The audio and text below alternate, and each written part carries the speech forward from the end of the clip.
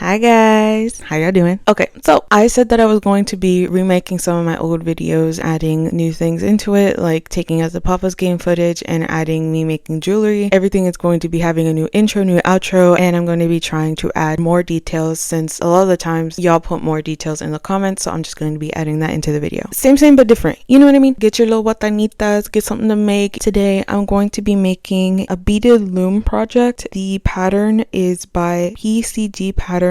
So yeah, without further ado, before starting, I do want to add a few trigger warnings. There will be talks of misogyny, and I will be briefly mentioning what happened to singer Ailee in 2013, so the distribution of her private images. Please do not send hate to any of the idols mentioned in this video, and you know, I guess don't send any hate to Ryan. No, but in all seriousness, please don't send hate to anyone. Thank you. Ryan S. Jhun is a very talented man. I can't take that away from him. When looking into the songs that he has been involved with, whether producing, lyric writing, composing, etc., he has helped make some incredible songs and has definitely helped make a huge mark in the K-pop industry. I'll put up some of the songs that he helped with that are some of my favorites. But that's all the praise I'm giving him. I do not like this man. He was born on February 28, 1979, making him 47 years old, and while he was born in South Korea, he lived in the US for a while, from the age of 10 until he was around 30 or so. That is when he moved back to South Korea to pursue making music. He has been helping make music in K-pop ever since then. 14 years ago, on September 1st, the album Neverland by U-KISS was released, and Ryan helped make the album, having credit on 4 songs off the album, including the title track of the same name. And you know, he really wants the song to do well on music shows. Maybe a little too much. They didn't end up winning any weekly award for Neverland, losing to groups like Infinite promoting Be Mine, and then later Paradise, Sister promoting So Cool, Super Junior promoting Mr. Simple, and Kara promoting Step. He was upset that Neverland didn't win, and who was he upset with? Out of all of the music programs, higher-ups, listeners, whoever it may be, he decided that he had an issue with Kara and their fans. Why? Quien sabe. Maybe it's because he's, in my opinion, a misogynist. Allegedly, of course. But I'll show a couple other examples of that in a minute. This all went down on September 17th of 2014. There's multiple screenshots of what he tweeted, even some articles written about it, so I'll read the tweets. In the first tweet in the screenshot, he was adding all the U-KISS members and said, "Not fair. K-A-R-A. Why? Are they singer or dancers? Ha ha ha ha ha." At Koala Hara. No wonder Kara is minor league, not like TVXQ, major league. Who is Kara? Oh, in Korean is go away. Kara. Ha ha ha ha ha. At Koala Hara. It's okay, don't waste your time, cause we are motherfucking super talented. Oops. Ha ha ha ha ha. At May Ori-chan. Kara fan bitchin' all day long. Poo ha ha ha ha. At IATBZ. Whack ass dancers can't even sing LOL. At green-eyed_dream. Haha, it's cool they are dancers. U-KISS are hot major, not like those minor. Haha, sorry. And then there is a tweet by somebody named Hyunjung Ismus who said, "I feel sorry for you Camilias being dissed by a top class producer." And then there are 3 tweets from Ryan saying, at Shin_miso, "Don't even care no more, let them bitch about it, cause we are too hot to talk to those minor league douches." What would you do if when you okay so he said yes would go? At Hyunjung Ismus, haha, amen. At Koala Hara, is that the song or garbage? Don't make me crack up with that corny shit, ha ha ha ha. Mind you, he was 32 years old at the time that he was making these tweets. Damn! And while I don't want to age shame, and I know that people make mistakes all the time no matter the age, this is so immature for a 32-year-old producer with at least 2 years in the industry to do. U-KISS didn't win any awards, so what? I know that these types of awards are very important for groups, especially for groups that aren't under the big 3, but come on man, you're a popular producer who at the time was credited on the Mr. Simple album. He couldn't have just taken that win and not hate on Kara, one of the most iconic girl groups of all time. It was so bad that the day after all of this, on September 18th, 2014, Soohyun, the leader of U-KISS, ended up apologizing for the tweets from Ryan's stupid ass. Soohyun, I think, ended up deleting his old Twitter Twitter and making a new one, but on a Soompi article, it quotes not only Soohyun's apology, but also one that Ryan made on Twitter, but later he gave an exclusive apology to All K-Pop, that horrid site, and I think that he did that since he really likes the owner of All K-Pop, but I'm getting a bit ahead of myself. Soohyun tweeted, "It's all my fault. To be honest, I heard the news just now. I apologize to Kara and to every Kara fan. Please everybody calm down now, and I promise there will not be any more issue like this. I am sorry, I am sorry. Also, I ask our fan club Kiss Me to stop. I am sorry." And the article says that fans on both sides were fighting on Twitter, which led to Soohyun saying, "It is about UKISS and I am UKISS's leader. If someone did something wrong, it is also my fault." And I did feel a little bad when I saw this, but then that quickly went away because Ryan ended up helping make songs on UKISS's Dora Dora and Stop Girl album the next year, so whatever. Could it have just been the company itself putting money over anything?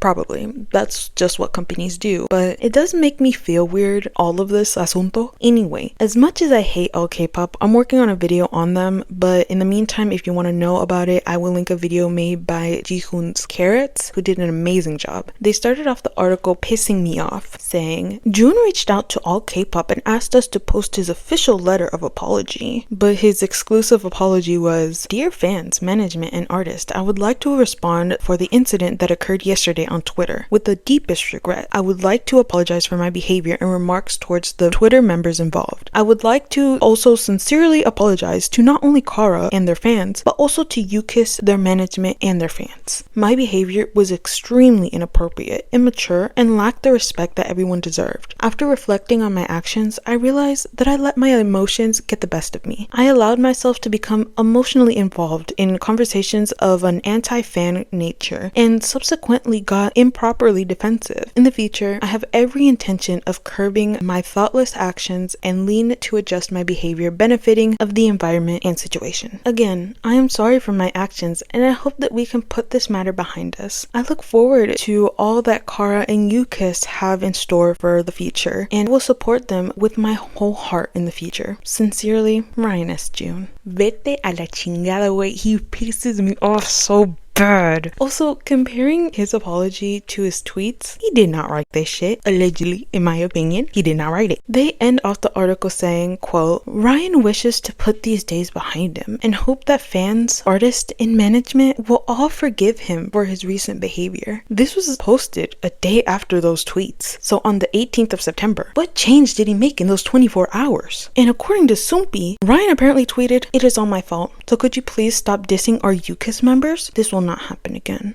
So it happened again, but this time it was worse because he was being derogatory towards all female idols, and this got a lot bigger than when he dissed Kara. So sometime around September 10th of 2021, so I guess September is just his month of being extra stupid, but he was on a site called DC Inside, which from what I could see is pretty controversial. I've seen it be referred to as the Korean equivalent of 4chan. I'll link in the description a pretty interesting article from the Korean Herald. It was made after the storming of the Seoul Western District Court, so it ties into that. Anyway, my point being, as do many platforms, unfortunately, there is quite a bit of hate speech towards various different groups of race, LGBTQ+, women, etc. But it seems like this site has quite a lot of it and is somewhat known for it. Part of the site's appeal is that you can post on there anonymously on whatever board you want, subboard, whatever it may be, similar to how I understand 4chan works. Anyway, I guess that he didn't post anonymously. Why does he have an account on there linked to his name after being a public figure for over 10 years, especially posting bragging while degrading the people he produces music for? I don't know, but he posted under the name Ryan Sajahyung, and apparently someone asked him if he was broke since he was mainly producing music for girl groups at the time, and this person referred to female idols as butch dolls, which is an insulting, disgusting term that combines the slang and derogatory term for vagina and combining it with idols, so degrading female idols to their genitalia and sex appeal. Ryan answered saying, "I seem to produce well for butch dolls, So he says this using this disgusting term, directly answering someone on his public DC Inside account, and he gets called out for it, for engaging with someone calling women that term, for using that term, and for even being on DC Inside. So how does he respond? First, he said that it was a typo. He responded to someone on Twitter saying something along the lines of, I think it's a typo, but what is it? Sorry, what is it? I tried combining the two translations that I could find. Either way, he claims that it was a typo and even posted a bunch of tweets first saying, if I know those bad words, I'm not using certain words. If it's intentional, you can curse at me, but I didn't know. If you don't you say didn't know, I'm sorry. If you don't you say didn't know, I'm sorry if you made y'all feel bad. I thought that the word E-word was just being used in my post I saw unintentionally. I don't know what you mean there, babes.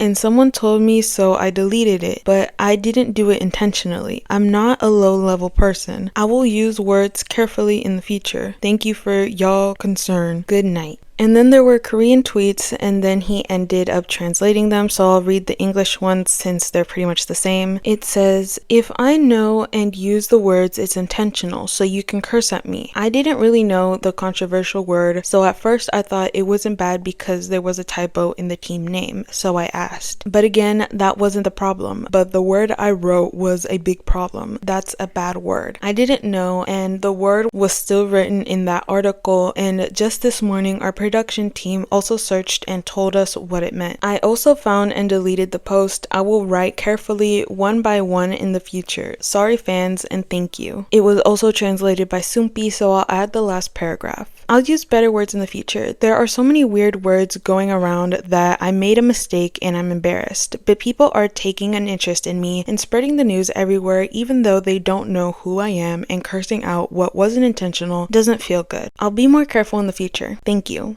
Girl, what the fuck ever. Whether you say something accidentally or not, one has to take responsibility for it. I hate this apology in general, but my main thing is that he didn't explain why the word is bad and why it was so bad that he used it. He is a producer who has worked or is working with some of the biggest K-pop companies and groups that had minors at the time. Of course, people were having an issue with him using a misogynistic, degrading, sexualizing word towards female idols. If we're gonna talk about degrading idols, something absolutely horrible happened to singer Ailee in 2013. I know some people don't want people to talk about what happened. I don't know why, but I do respect that, especially if Ailee has ever said and asked people not to talk about it. I will just talk about it briefly and just give an overview about what happened so that you can get the context. Ailee is an incredible solo artist, and in November of 2013, inappropriate pictures of her got leaked after allegedly her ex-boyfriend was trying to sell the pictures. And somehow, some way, these pictures ended up being posted on All K-pop. Obviously, people were understandably upset and denouncing All K-pop, swearing to not use All K-pop, and denouncing the CEO, Johnny No. I also hate Johnny No for many reasons, but one thing about him and Ryan that they have in common is loving horrible men. If you ever look at Ryan's Twitter and look up All K-pop, there are years and years of tweeting out All K-pop articles, replying to the account and to Johnny. And I assume that he tweeted or replied to something from All K-pop, and then on November 11th of 2013, he tweeted, I just read y'all tweet about All K-pop. I'm sorry if I gave y'all wrong idea. I love y'all. And then a day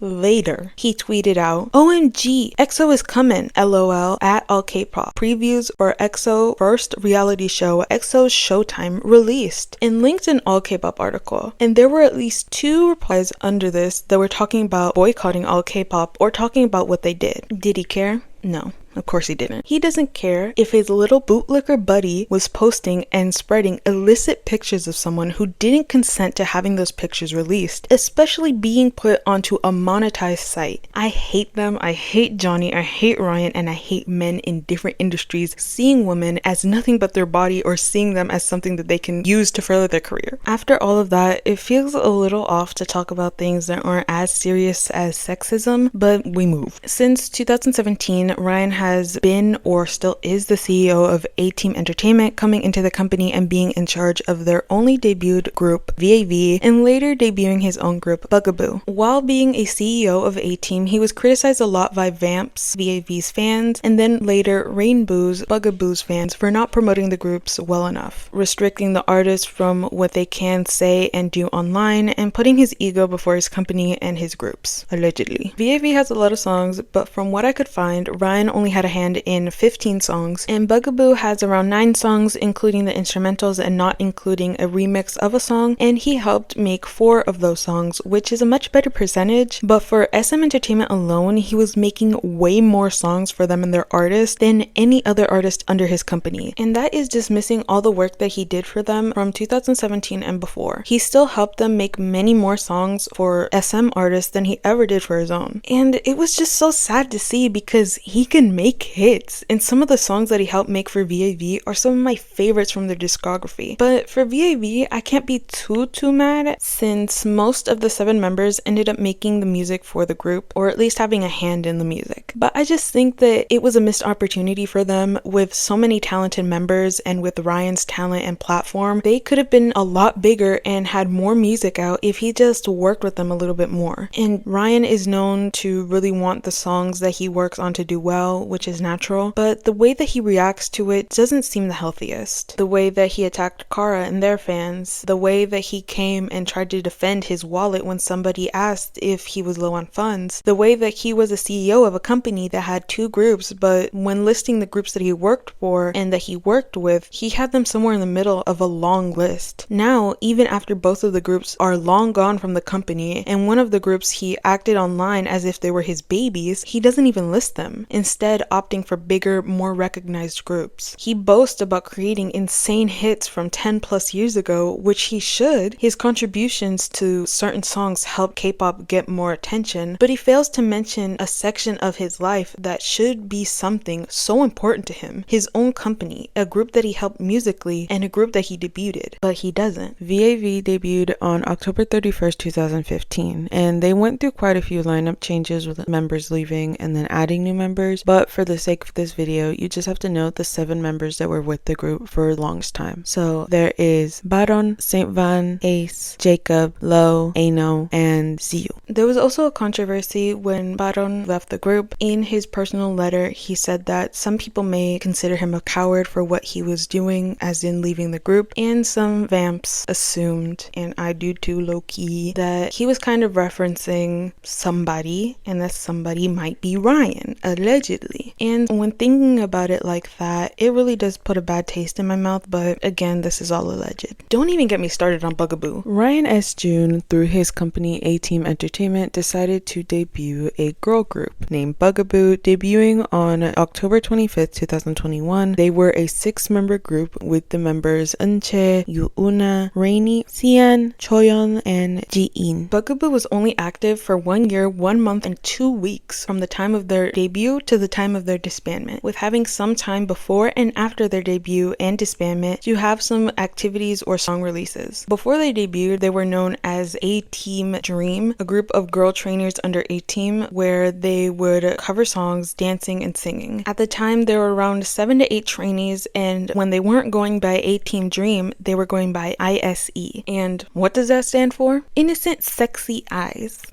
What the hell does that even mean? I don't know. It rubbed a lot of people the wrong way, but that's what they went by because Ryan for some reason thought that that was a good idea. So before they debuted, they were doing all those covers, and then they would dance and sing at events. And then after their disbandment, they were a part of the OST for something called Yolguk Scandal with the song Bonita.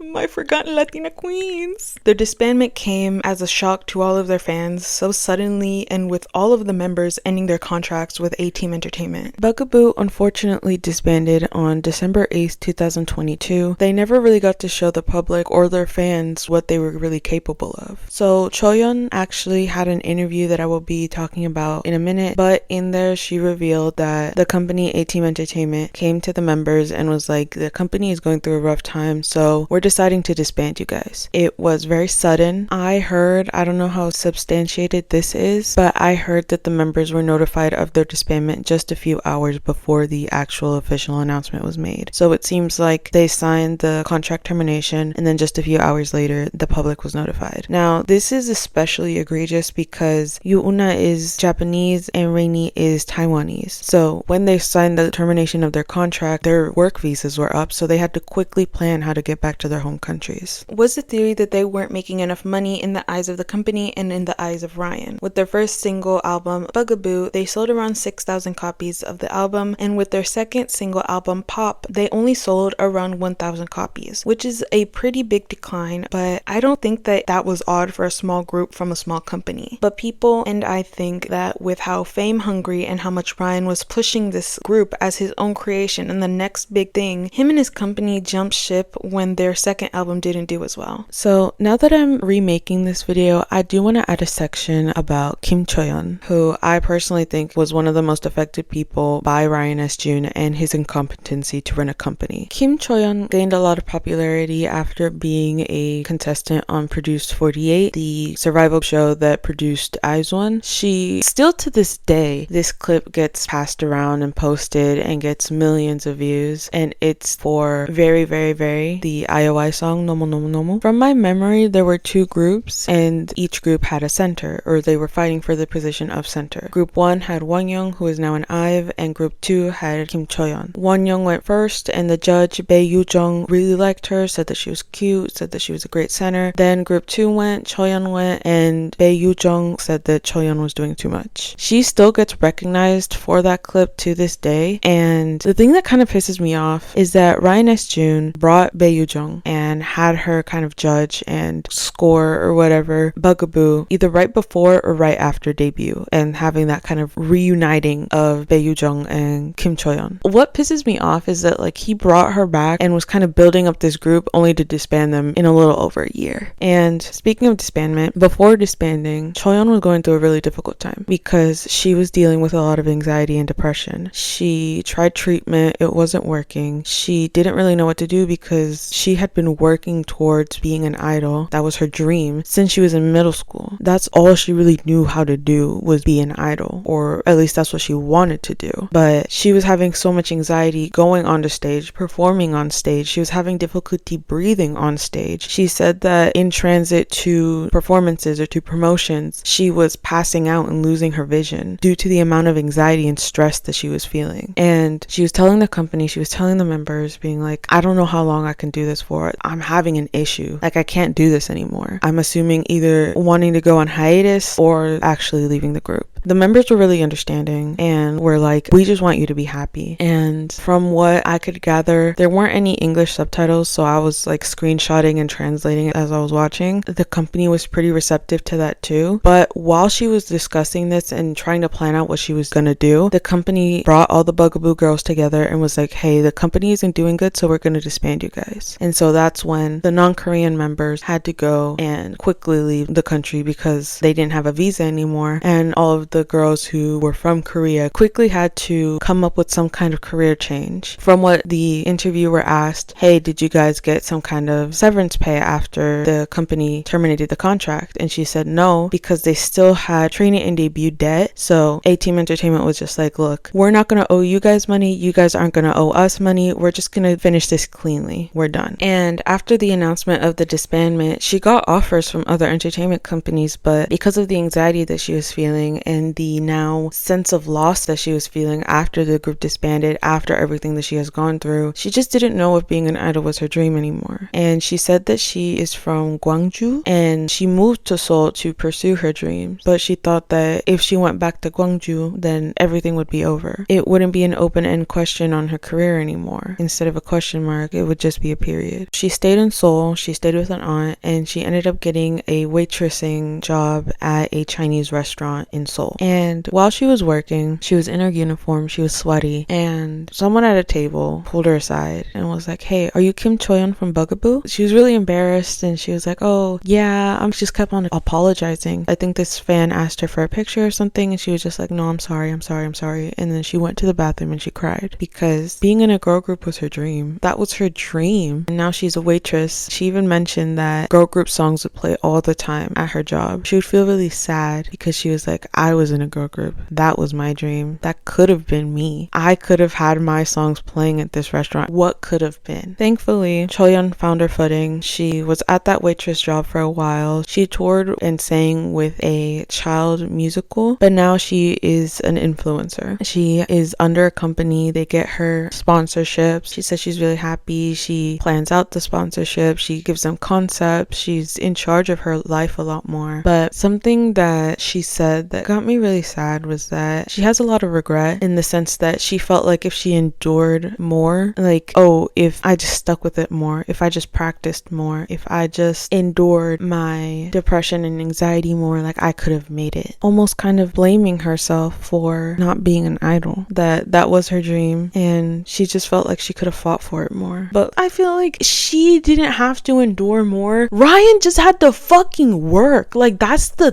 thing. He just had to be a good CEO. Ryan, when I find you, when I catch you, Ryan. Last thing that I want to talk about is the most recent thing. So he worked with IVE for quite a handful of their songs, including 11, I Am, Either Way, After Like, and a whole lot more. Around 7 months ago, people noticed that he had unfollowed Starship Entertainment and IVE on various different social media platforms. And people were curious, but I did see a lot of people very happy that he was more than likely not going to help make music for IVE, as those same people were bringing up his past misogynistic comments. People were wondering about his professionalism after doing this, and wondering if he was going to keep working with the other Starship groups that he had worked with, like Kiki, but it looks like that bridge might have been scorched and burned. Now, I want to get this out of the way since I have a suspicion that someone might comment this, since this was brought up in a lot of the conversations of his work with IVE, but some people claim that he wasn't really producing the music for IVE like he claimed he was, but that he more so just looked it over and was basically an A&R. I don't know how true this is, and I would honestly be pretty disappointed if that were true, because girl, just make the fucking beats. I don't know where these multiple people are getting this from, and if any of this info out there about it were true, I would really like to see it. Anyway, people thought that the company or the girls themselves, as they are getting more involved in the making of their songs, are having issues with Ryan, or had issues with Ryan. Again, it's not confirmed, so take it with a handful of salt. So they just stopped working with him, and he might have taken that personally. Now, it doesn't help that at the start of this new year, 2026, he made 2 posts reflecting on the past year and talking about this upcoming year, with captions in both Korean and English, and the second post stood out to some people. It partially reads, "Music became my background, my breath, my reason for living. I believe in loving people and respecting elders, living honestly, staying humble, never betraying trust, and choosing positivity wherever I can. That's why for the past 15 years, I've worked on every song as if it might be my last. But real talk, 2025 was one of the hardest years of my life. I was betrayed by people I trusted and went through pain I can't fully put into words. There were moments I felt so broken that I wanted to walk away from K-pop and just go home. That's how tired my heart and soul were. But even then, there were people who stayed and believed in me. That was you. Because of you, I learned how to breathe again. My heart and soul is all back up normal, and I found the strength to forgive even those who hurt me. Most importantly, I found my way back to loving people again." Whatever that means. I know that some people think that the people who betrayed him, quote unquote, were people from Starship, but I don't know if that's true at all. However, he was liking comments under both of his posts that asked him to keep making music for IVE. He was liking both of those comments. To be fair, he was liking every single comment under these posts, so I'll give him that. But to a certain point, why are you liking them? That's my whole thing with him. Why is he doing the things that he does? He doesn't have to make comments that he does. He doesn't have to like the comments that he does. He doesn't have to be such an asshole, but he continues to do it. No matter how many times he apologizes, no matter how many times he swears that these things are mistakes, he keeps on making the same mistakes. He keeps opening his mouth, getting out his little thumbs, and thinking that he's a god walking amongst men. But in reality, he is just a turd who knows how to make music. I always love to give people who work behind the scenes in music their flowers. So many people, especially women, never get the credit that they deserve. So I don't want to come on here and say that he should just get off the internet and shut up and make some beats, but he does need to shut the hell up. Oh my god. And that's coming from an habladora who is on the internet talking away, but I'm not on here being misogynistic, doing any of the things that he did, like ripping away the dreams of a group that didn't give him the immediate push in his career that he wanted, in my personal opinion, allegedly. I just can't imagine being that self-centered and apologizing and not changing over 10 plus years. He continues continues to make similar mistakes and never betters himself. He never takes the time to actually change, even though he said that he was going on hiatus after the DC Inside comment. But do I really think that he changed?